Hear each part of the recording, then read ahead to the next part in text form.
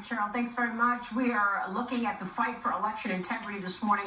Moments ago, I spoke with attorney for President Trump, Jenna Ellis. Here's what she said about the allegations of fraud in the 2020 election.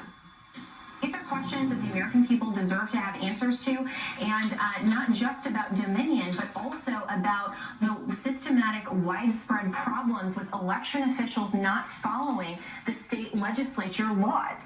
The Constitution requires that only the state legislatures can have election laws, and they're the only ones that can make those. So when you have all of the executive branch election officials that aren't abiding by those, this is election official fraud. Maria, this election was stolen, and we know that for a fact. Joining me right now is former RNC Deputy General Counsel, the Vogel Group Principal, and former White House Cabinet Secretary Bill McKinley. Bill, great to have you this morning. What's your reaction to what Jenna just said and where we are in this process?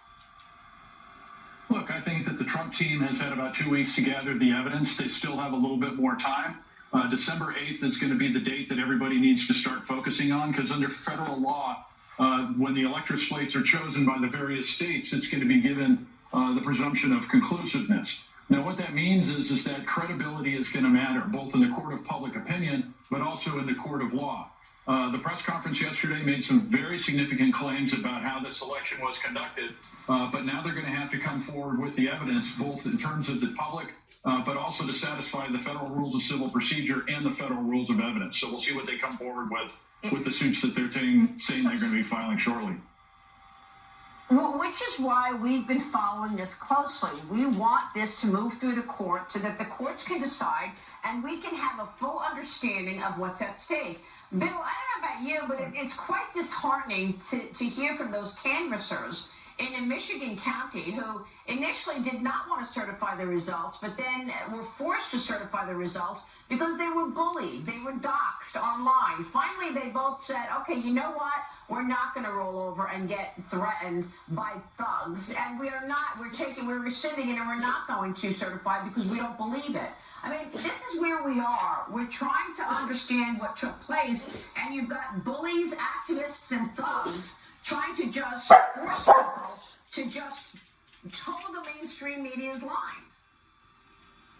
Yeah, look, political violence in any form should not be tolerated, whether it's poll workers or election officials who are being intimidated to take one stance or another, or it's individuals on the street trying to enjoy a dinner and having incendiary devices thrown into the dining area. This is a place where we don't want to be. And I think that the first step toward trying to get to a place where everybody's going to be satisfied about the results of this election is going to be full transparency.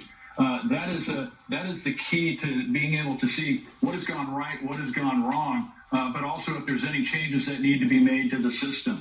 And so making sure that everybody has had a chance to satisfy their concerns about this election so that they can be certified and people can have faith in the process and confidence in the results. I think it should be the goal on a bipartisan basis for this election. I mean, you would think, exactly, you would think both sides want to know the honest results. So, Bill, from a legal standpoint, walk us through the next 2 weeks. What is the process? How does this move through the courts? When would you expect this to go to the Supreme Court? How does this all process?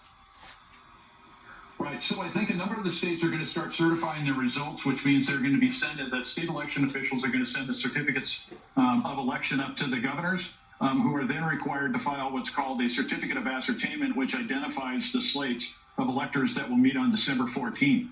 That's going to start happening on a rolling basis with a variety of these states. As that's happening, these lawsuits are going to proceed through both the federal and the state courts that the Trump campaign and others are going to file, and they're going to be adjudicated. The open question is whether the Supreme Court is actually going to take these cases, because if you remember, close to the election, there was a pending case from Pennsylvania that is still pending before the Supreme Court. They have not jumped in to immediately remedy that case for Pennsylvania, and we'll see if they have an appetite to take up some of these cases. But I think that the way that you're going to be able to press the case to make sure that they are willing to hear these cases is to come forward with evidence that is both admissible in court, but also goes to the merits of who won this election. So this is going to become pretty quick a timing issue for the campaign and others because the runway is running out. They say they have the evidence. I'm going to take them at their word and look forward to seeing their filings so that we can take a look at both the legal theory of the case, but also the evidence supporting it. Why would the Supreme Court not take it up? I think they should take it up. I think they should resolve some of these things. If you remember, before the election, they struck down some stuff in Wisconsin, Pennsylvania. They tied 4-4 because Justice Barrett wasn't on the court then. But now that she's on there, the case is still pending on a similar issue, which was basically the extension of the deadlines. And so what we want to do is we want to see the courts adjudicate these claims and resolve them so that when the Electoral College meets on December 14th, we want to make sure that everybody understands the process, has faith in it, and he can have confidence in the results.